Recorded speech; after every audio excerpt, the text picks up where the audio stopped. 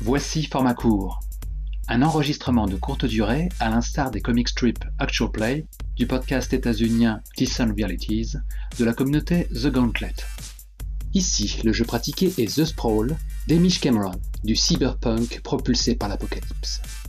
Petit Père Kellren, ex-hacker et désormais maître de cérémonie, a lancé un financement participatif sur Ulule pour une version française de The Sprawl. Le projet a déjà atteint le montant espéré, et la collecte s'achèverait dans une petite trentaine de jours. Le gaillard s'est bien entouré pour cette tâche. Aussi, vous pourriez songer à rejoindre les contributeurs et rafler votre exemplaire si l'offre vous séduit. Bonjour à tous, je suis Kellren et je serai le MC.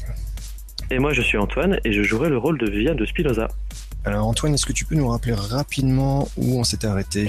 Nous avons laissé Viviane dans un quartier presque déserté de Paris, un quartier où les gens qui ne veulent pas être trouvés demeurent. Et elle venait juste de faire s'enflammer le taxi qu'elle avait pris pour sauver sa petite sœur. Parce qu'elle avait eu des informations comme quoi une équipe d'Angela aurait été après elle. Katharina est en train de s'éloigner, ayant assuré à sa sœur que malgré la dangerosité de ce quartier, elle connaissait des gens qui pouvaient l'aider. Mais c'était sans compter sur l'instinct protecteur de Viviane. Et on doit bien l'avouer, sa curiosité un peu malsaine, qui a décidé de suivre sa petite sœur pour découvrir de quoi il en retournait. Est-ce que tu lui avais appris à perdre ses poursuivants, à agir de manière un peu comme une espionne ? Effectivement, sans aller jusqu'à lui apprendre à être une espionne, je lui ai enseigné le b.a.-ba, voire plus, de l'autodéfense, de se réfugier en cas de problème, de détecter des menaces potentielles. Ok, donc du coup tu constates assez rapidement qu'elle a dû bien progresser, enfin depuis ses débuts. Je sais pas, elle a pris des cours peut-être, ou quelqu'un lui aurait permis de s'améliorer. En tout cas, elle te sort des techniques expertes. Alors tu penses pas qu'elle t'ait particulièrement repéré, mais elle le fait vraiment simplement parce que c'est ce qu'il faut faire, et comme tu sais pas si t'es suivi, tu tentes de perdre ton poursuivant. Tu avais 2 retenues toujours sur cette situation, donc tu peux toujours utiliser, et sinon si tu essayes de la suivre, tu vas pouvoir me faire un agir sous pression. Je pense que lorsque je remarque cette nouvelle expertise dans ma sœur, j'ai des sentiments mélangés. Le premier sentiment, c'est un sentiment de fierté. Ma petite sœur n'est pas une proie, elle peut se débrouiller. Mon autre sentiment, c'est la curiosité, qui lui a enseigné ces choses-là. Mon dernier sentiment, c'est de l'orgueil. Si elle pense qu'elle va pouvoir me semer moi, elle se trompe. C'est ce qu'on va voir. Je pense qu'elle est peut-être un peu trop formelle, un peu trop scolaire dans sa manière de faire. Et que du coup, il est temps de penser outside of the box. Et du coup, je regarde autour de moi, essayer de voir un endroit d'où je pourrais la suivre et qu'elle ne pensera sans doute pas à regarder. Et donc, je dépense un de mon évalué pour poser la question. Où puis-je obtenir le meilleur avantage ?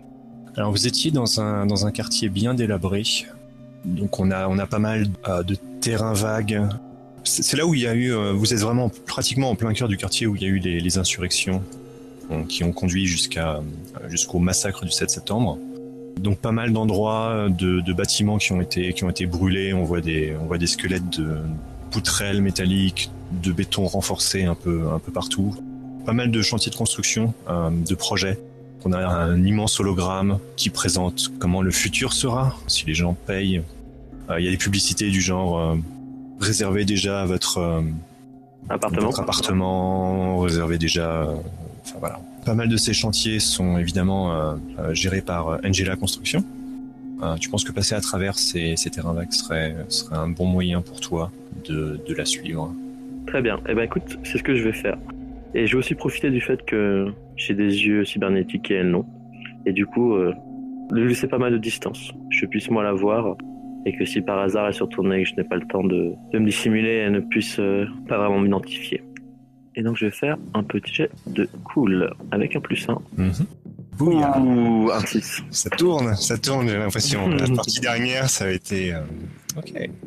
Je la suis un petit peu de loin comme ça, comme tu disais, en lui laissant pas mal de distance, en sachant que tu peux la rattraper assez facilement avec tes yeux zoom. Tu as une marge de sécurité que quelqu'un de non cybernétisé n'aurait pas. Tu la vois qui passe à un moment, donc une sorte de bâtiment. Un immeuble à plus ou moins en ruine, mais l'entrée est encore debout. Et derrière elle, au bout de quelques pas, en fait, tu as genre un groupe de mecs qui sortent, qui la voient elle, Tu entends peut-être vaguement quelques sifflements. Et en fait, tu as Katharina qui tourne le coin de la rue, en fait. Elle en a rien à foutre des mecs. Les mecs, finalement, on ont juste un peu chambré, mais c'est tout, finalement. Et c'est un peu le moment où ils se sont retournés. Tu devais courir, en fait, pour rattraper ta sœur. Et évidemment, ils te voient, du coup. T'as encore une retenue, hein, donc tu peux peut-être sortir de ta manche un atout, mais en gros, potentiellement, tu sens qu'ils vont te ralentir. Et que s'ils ralentissent, tu vas perdre ta sœur. Qu'est-ce que tu fais ? Ok. Du coup, effectivement, j'étais un peu sorti de ma cachette. Un peu de manière, je dois bien l'avouer, pas professionnelle. Mais mes craintes pour ma petite sœur avaient pris le dessus. Et lorsque je vois qu'elle passe le coin sans que ces hommes ne la suivent ou ne l'embêtent plus que ça, je jure dans ma barbe et je commence à regarder autour de moi pour trouver effectivement le meilleur moyen de traverser. Ok. En fait, le meilleur moyen de traverser, ce serait de passer à travers eux, en fait, quitte à les sécher par la violence, en fait. C'est pas des mecs cybernétisés, c'est vraiment juste des sortes de loupards, un peu, quoi, finalement. Si t'en tases un et que... Non, j'ai pas de taser.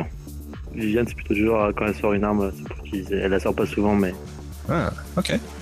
Ce que je vais faire, c'est que quand je commence à courir, je dégaine mon arme. Je sais pas qui c'est ces mecs-là. Ils ont pas l'air si dangereux que ça. Parce que finalement, c'est vrai qu'une femme isolée comme ma petite sœur, ils auraient pu très facilement y tomber dessus. Au fond, ils sont pas si mauvais que ça. Et j'ai pas envie de shooter dans le tas alors que c'est manifestement pas nécessaire et qu'ils ne l'ont pas mérité. Donc je dégaine juste mon arme, prêt malgré tout à utiliser. Je ralentis ma trotte à un pas. Et je commence à les braquer en fait. Les garçons, pas d'histoire, vous allez me laisser passer. Et je bouge mon canon d'une tête à l'autre. En te voyant arriver, ils avaient commencé peut-être à te lancer des regards de beau gosse, et subitement, quand tu sors le canon, effectivement, leur attitude change. Mais ça va surtout dépendre de ton jet, je suppose. Est-ce qu'ils ont l'air armés ? Sans doute des armes blanches, oui. Peut-être un flingue, éventuellement. Donc je vais en priorité viser celui qui a le flingue. Et alors, est-ce que tu considères que j'utilise les informations que tu m'as données ? Non, hein. Si tu faisais un en découdre, oui. Sur un employé de la manière forte. Ok. Du coup, est-ce que tu considères que je montre de la compassion envers ces gens ? Qu'au lieu de foncer dans le tas et de les sécher ? Ouais, tout à fait, on est d'accord. Tu fais un choix qui t'honore. Et du coup, ça fait 9. Quand tu fais face à quelqu'un en le menaçant de violence et que tu as l'intention d'exécuter ses menaces, lance pro. Sur cette 9, le MC doit choisir une option parmi les listes suivantes pour les PNJ. Ils essaient de te supprimer comme menace, mais non sans avoir préalablement souffert les conséquences établies. Ils le font, mais tu dois leur vendre la monnaie de leurs pièces. Ils deviennent une menace. Ils le font, mais en parlent à quelqu'un. L'horloge de mission appropriée est avancée. En fait, il commençait à te lancer ces regards un peu langoureux. Commence à faire « Hey, comment ça va, baby ?» Et tu sors subitement ton flingue. Et en fait, c'est une étincelle qui vient mettre le feu aux poudres. Et du coup, effectivement, t'as un des types qui sort un flingue et qui commence à dire « Putain, des flics !» Dès qu'il sort son flingue, en fait, j'appuie sur la détente. T'es obligé, hein, c'est employer la meilleure forte. Donc, tu fais 3 dégâts. C'est quoi les tags de ton... Proche, moyen, bruyant. C'est bien ce qui me semble. Tu visais quoi au juste ? Sa tête. Ok. Sa tête est explosée comme une pastèque trop mûre qui chute du 3e étage. Les autres te bondissent dessus, en fait. Ok. Tout simplement, je change mes cibles et je commence à tirer. Le but, c'est non pas forcément de les tuer, mais de leur faire peur pour qu'ils s'enfuient. Ok. Et j'essaie de faire ça tout en avançant. Ouais, je pense que ce que tu essaies de faire, c'est un en découdre dont l'objectif est... ton objectif n'est évidemment pas de les tuer. Non. Mais de les passer, en fait. C'est ça. Et du coup, tu auras un +1 par contre là-dessus, souviens-toi. Oui. Donc, en découdre, quand tu emploies la violence face à une force armée afin de t'emparer d'un objectif, annonce cet objectif et lance cher. 7+, tu atteins ton objectif. 7-9, choisis 2. Tu fais trop de remue-ménage, l'horloge de mission appropriée est avancée. Tu subis des dégâts tels qu'établis dans la fiction. Un allié subit des dégâts tels qu'établis dans la fiction. Ou quelque chose de valeur est cassé. Et donc là, ma chère Viviane, c'est le temps de ne pas rater son jet. 10. Ouh, merci pour le +1. Ce forward est magnifique, ouais. Ce +1 était bienvenu. Donc sur un 10, donc tu atteins ton objectif. Ok. T'en shootes un dans la jambe, tu fous un coup de crosse dans le nez de l'autre, tu lui exploses. Enfin voilà, je veux dire, c'était pas des adversaires à ta hauteur, clairement, et tu les neutralises extrêmement rapidement. Par contre, t'as quand même fait du bruit. T'as tiré 2 balles qui ont résonné dans ce quartier de Paris qui est heureusement un petit peu vide. Vous êtes très tôt le matin encore. Mais tu penses que ta sœur a dû entendre les coups de feu. J'ai peut-être pendant un court instant l'espoir qu'elle pense que ce soit autre chose en fait. Je sais que des coups de feu dans le quartier c'est pas si peu fréquent que ça, mais de toute façon le réflexe effectivement est de courir en direction opposée de là où elle entend les coups de feu. Donc je me mets à courir. Et je pense que j'ai tout fait ça dans un seul mouvement en fait. J'ai commencé à tirer, à effectivement tirer dans les jambes, à tirer dans les bras. Et tout en faisant ça, je me suis mis à courir. En tournant le coin en fait où j'ai vu ma sœur passer. Je pense que tu vas pouvoir faire un autre agir sous pression pour voir si tu réussis à la rattraper. 10. Joli 10. Donc tu piques un sprint en fait, t'abandonnes la discrétion. Je pense que tu dois l'apercevoir au moment où elle rentre dans une sorte de magasin de pièces détachées, de réparation, un truc qui a l'air bien minable. Comment est la devanture du magasin? C'est pratiquement une devanture aveugle, c'est-à-dire que t'as juste l'enseigne qui doit dire réparation. Il n'y a pas de vitrine à proprement parler, quoi. Ça doit être quelque chose qui est plus ou moins presque en sous-sol avec un petit escalier pour descendre. Ok, est-ce que je vois un nom? Comment est-ce que ça pourrait s'appeler Vous avez vu, cher auditeur, si vous voulez embêter Kelren à une table, faut lui demander des noms. Ça s'appelle... Non, c'est bon, je l'ai. Tech Tariq. Ok. J'ai pas envie de rentrer, qu'elle me voit en fait, comme je connais pas du tout l'intérieur, que je vais faire le tour du bloc sur le magasin. Et je vais enregistrer le plus de photos possible avec mes yeux. Et prévoyant déjà, une fois rentré chez moi, de découvrir tout ce qu'il y a à découvrir sur ce magasin et les gens qui y travaillent. Ok. Mais je suis aussi rappelé à mes obligations immédiates. Et que je sais que je me rappelle que dans 2 jours, il y a une certaine soirée à laquelle il faut que je m'incruste. Tout à fait. J'ai pas du tout la garde-robe qu'il faut pour infiltrer ce genre de milieu. C'est select, effectivement. C'est très select. Je vais demander à ma chère Béatrice de pouvoir lui emprunter quelques fringues. On peut donner un peu de temps, effectivement, d'écran à Béatrice. Peut-être que, justement, quand tu fais le tour de ce magasin comme ça, t'as un coup de fil de Béatrice. On voit juste ce qui doit plus ou moins ressembler à une engueulade. Et on peut faire peut-être effectivement un cut sur Béatrice et Viviane qui sont face à face. Où est-ce que du coup tu te trouves? J'ai eu la fausse bonne idée de la surprendre à la fin de son boulot. Mm-hmm. Il doit pleuvoir sur Paris. Et je pense que je suis en train de fumer clope sur clope, en train d'attendre sous un parapluie transparent. Elle t'avait engueulé, je pense. Elle devait compter sur toi peut-être pour se réveiller avant d'aller bosser. Et donc du coup elle devait être en retard. J'ai quand même pris le temps de réserver une table dans le restaurant qu'elle préfère. Oh, comme c'est romantique. Donc du coup elle sort avec du retard, parce que évidemment comme elle a débuté plus tard, donc elle finit plus tard. Mais elle finit par sortir. Enfin tu la connais, elle a eu une mauvaise journée visiblement. Je vais la suivre discrètement jusqu'à ce qu'elle rentre dans sa voiture. Et en fait au moment où elle rentre dans sa voiture, je vais ouvrir la portière et rentrer dedans. Oh, ah ouais, carrément.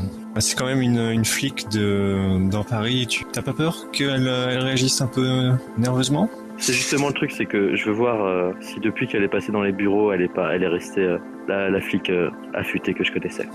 L'idée, c'est que pendant que je la suis, j'essaie de l'observer. Tu veux faire un évaluer donc, c'est ça? Ouais, c'est ça. Puis je la vois préoccupée, tu vois, et j'ai le doux espoir que c'est pas que pour ce qui s'est passé ce matin. Et que si je pouvais l'aider dans ses problèmes, peut-être que ça ferait passer la pilule plus facilement. Allez, 11. Ok. Donc t'as 3 retenues que tu pourras utiliser tout de suite ou en gros durant votre scène à venir. Ça. Je pense qu'effectivement la première chose que je vais poser comme question, alors que nous sommes encore en train de marcher sous la pluie, c'est de quelles complications devrais-je me méfier? Bah j'ai un peu envie de dire, si tu ouvres sa porte comme ça, t'as vraiment peur de te prendre 2 coups de taser. C'est risqué, plutôt la jouer cool. Je prends tout l'effort du monde pour que quand en fait elle allume les phares, ça m'illumine en fait. Oh joli. Et j'ai un petit sourire. Un petit sourire qui veut dire 2 choses. Qui veut dire que la première chose c'est que je suis contente de la voir. La deuxième chose c'est que j'ai réussi à la suivre sans qu'elle me voie. Et que malgré toutes les discussions qu'on a eues sur le fait qu'elle me reproche d'avoir été bossée pour les corpos et d'avoir quitté mon boulot dans la police, je sais que malgré tout je reste une plus grande professionnelle qu'elle. Ouh, ok. Bon, avec tout l'effort du monde justement je vais essayer de ne pas lui dire ça, même si ça me ferait tellement plaisir. Pour toutes ces fois où elle m'a rabaissé, même si je sais qu'au fond c'est pour mon bien. Elle démarre et pile tout de suite, c'est-à-dire qu'elle t'avait même pas vu en fait. Elle descend la vitre, passe la tête à travers la portière. Elle a un regard un peu amusé et en même temps, elle plisse un peu les yeux en te regardant comme ça sous la pluie. Elle fait toujours à suivre les gens. Hein. Tu montes ou je dois t'écraser? Je commence à avancer, pas du côté passager, mais du côté conducteur. Et j'en fais des tonnes. C'est-à-dire que je baisse un peu les yeux. J'ai un petit sourire pour me donner l'air mystérieux. Je marche avec un beau déhanché. Et quand j'arrive devant sa fenêtre, il se trouve que j'ai des rendez-vous au Tieng Weng Weng ce soir. Et mon mari ne peut pas suivre cet arrangement. Est-ce qu'un beau petit lot comme vous, ça vous intéresserait ? Je pense que du coup, elle a mis le bras sur la portière et elle commence à avoir un sourire. Tu sens que tu parviens un peu à lui lever un peu de toute la pression qu'elle a subie dans la journée. Elle fait ok, on joue à ça donc. Ouais, bien sûr. Écoutez, je m'en voudrais de rater une telle opportunité. Je lui fais un petit clin d'œil et du coup je fais le tour de la voiture et je monte sur la place passager. On peut faire un cut sur le restaurant, donc visiblement t'as une idée assez précise de quel type de restaurant c'est. C'est un espèce de speakeasy. De l'extérieur on pourrait pas savoir que c'est un restaurant. C'est à l'intérieur d'une cour d'immeuble, sous une espèce de toit de vigne. Il doit y avoir une dizaine de tables. C'est tenu par en fait une mère et un fils. La mère est aux cuisines et elle fait des plats de sa région natale en Chine. Et c'est son fils qui est au service. Il doit y avoir une espèce, de surface invisible, technologique qui fait que la pluie ne traverse pas la vigne. Et on se trouve sous la lumière douce du restaurant, de part et d'autre d'une table verte en fer forgé. Comme d'habitude, elle a commandé du porc au caramel. Hein. Mais moi, cette fois, je me suis laissé tenter par du chou et du lard chinois. C'est votre restaurant préféré alors, c'est ça ? En tout cas, c'est le sien. Et ce qui me fait toujours un peu rire parce que je sais qu'elle se donne ces grands airs de sophistication, de genre de choses, et qu'au fond, elle n'est pas aussi sophistiquée que ce qu'elle croit. Et tant mieux parce que finalement, c'est la simplicité de cette femme qui m'attire tant chez elle. Je suppose que sur le chemin, vous êtes peut-être passé chez elle. Est-ce que tu lui as laissé la possibilité de se changer en fait ? C'est-à-dire que comme je l'ai senti, je l'ai senti bien stressée. Je pense qu'effectivement, alors qu'elle se maquillait et qu'elle se faisait une beauté.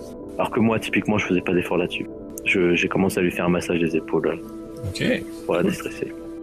On voit Viviane face à Béatrice, donc Béatrice qui est vraiment resplendissante, et donc Viviane qui est quand même un peu plus décontractée, si je comprends bien. C'est ça. Donc je suppose que tu lui demandes pas de te rendre service dès le début. Donc vous dînez tranquillement, vous profitez de la soirée. Je pense que c'est effectivement quand on est au thé et qu'on discute de nos plats relatifs que je commence par m'excuser de ce qui s'est passé ce matin. Que effectivement, j'avais pas prévu de partir comme ça, que j'aurais dû lui laisser un mot. Je repense aussi aux choses personnelles qu'elle n'était pas censée voir. Et je me demande si elle a eu la curiosité d'y jeter un coup d'œil. J'espère sincèrement que non. C'est un flic après. Hein. C'est vrai. Je pense qu'elle te pose quand même quelques questions par rapport à pourquoi t'es parti aussi vite, qu'est-ce qui s'est passé. Enfin, mais c'est aussi un flic quand même, donc forcément elle pose des questions. Sa nature prend quand même le dessus.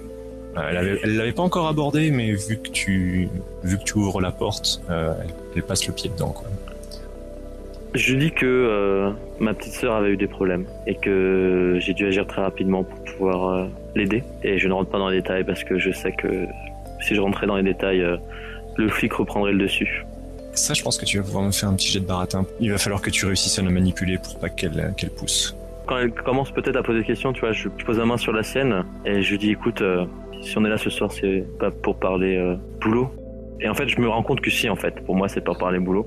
Du coup, je me ravise et je lui dis en tout cas, t'as déjà eu une journée suffisamment dure. Tu sais que j'adore quand tu prends le rôle de mon chevalier blanc, mais que là, ce n'est vraiment pas le moment. Et du coup, je lui fais un petit jet de fast talk. Ouais, de baratiner, effectivement. Avec un 9. Donc les PNJ font ce que tu veux, mais quelqu'un s'en rend compte. Tu réussis par ton charme à lui faire arrêter de poser des questions.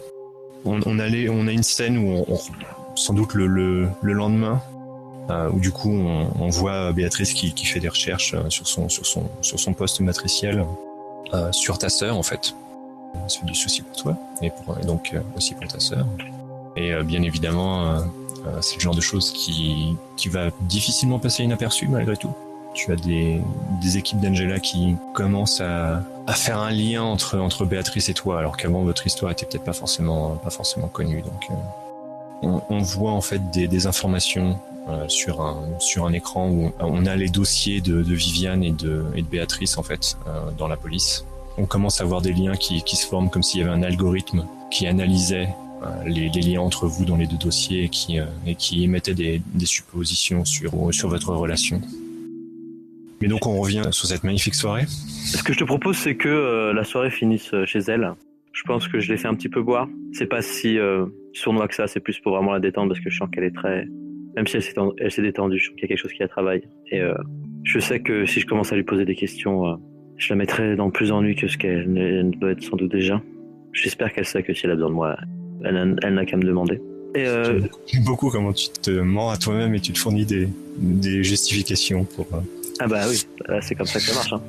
Typiquement, je l'ai entraîné dans un petit jeu, tu vois, où genre j'ai commencé à la charrier en disant de toute façon cette robe elle m'irait beaucoup mieux que toi, genre de choses. Et qu'on est en train de faire genre des défilés de mode, des concours de défilés de mode l'une pour l'autre, où en gros on a choisi chacun 3 robes et on doit faire un défilé de mode un petit peu sexy pour l'autre. Par contre, juste pour savoir, tu disais que tu étais très petite. Béatrice, je la voyais peut-être un petit peu plus grande que toi quand même. Enfin, même bien plus grande que toi. Bah, je pense qu'effectivement ce sera pas fit. Ouais. Ce sera de toute façon mieux que ce que j'ai moi à ma disposition. Du coup, je dois m'arrêter sur une robe, tu vois, et je m'admire dans le miroir. J'ai pas pris sa meilleure robe, sa robe favorite, j'ai pris une robe que je l'ai pas vu souvent mettre et qui me va le mieux. Et tu vois, je commence à passer en fait les mains le long de ma silhouette. Même si j'ai pas ce genre d'habit, finalement, je me trouve belle et je me trouve bien dans cette robe. Et je commence à lui dire, tu trouves pas qu'elle me va vraiment bien cette robe? Du coup, ouais, Béatrice, effectivement, doit avoir un petit sifflement admiratif. Tu l'entends qui se rapproche derrière toi, qui vient se coller contre toi. Donc tu vois juste sa tête qui passe au-dessus de ton épaule, en fait. Elle vient poser son menton dans le creux de ta nuque, en fait. Elle fait je savais pas que ce genre de robe tirait aussi bien. Ça me donnerait presque envie de peut-être, je sais pas, sortir en boîte, on sait pas. Malgré moi, je rougis. Et en fait, quand je me rends compte dans le miroir que je suis en train de rougir, parce que ce qu'elle me dit me touche, parce que c'est une chose de se trouver belle, mais qu'une autre femme te trouve belle. Et du coup, tu vois, j'échappe en fait à son emprise tendre, et je commence à bougonner. Ah bah non, mais tu sais, moi c'est pas pour ça. C'est bien que c'est pas mon truc. Non, mais c'est pas ça. C'est que j'ai un truc au boulot là. Et bon, et ça m'embête de dépenser une fortune dans une robe pour un truc que je mettrai qu'une seule fois. Mais clairement, c'est de la mauvaise foi, quoi. Tu vois. Ça se voit que cette robe elle me plaît et que voilà que. Je pense qu'elle vient se recoller contre toi et elle te dit je t'offre cette robe mais à la seule condition que tu l'ôtes tout de suite. Merci d'avoir écouté format court The Sprawl. Ne manquez pas le prochain épisode des aventures de Viviane de Spinoza.